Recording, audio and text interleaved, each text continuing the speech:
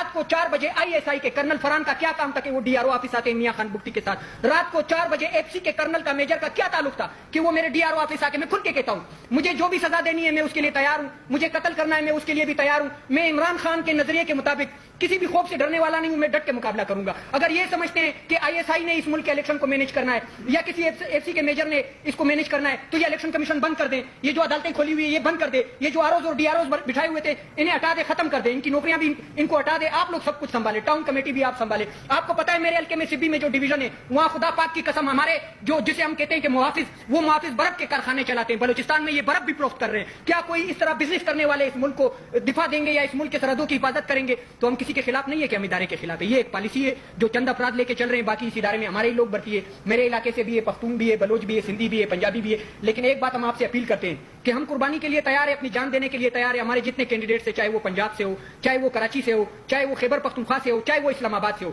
جن کا مینڈیٹ چوری کیا گیا ہے نا، یہ ہمارا ذاتی مینڈیٹ نہیں ہے، یہ قوم کا مینڈیٹ ہے۔ یہ قوم نے اس لیے دیا تھا کہ قیدی 804 کو رہائی ملے۔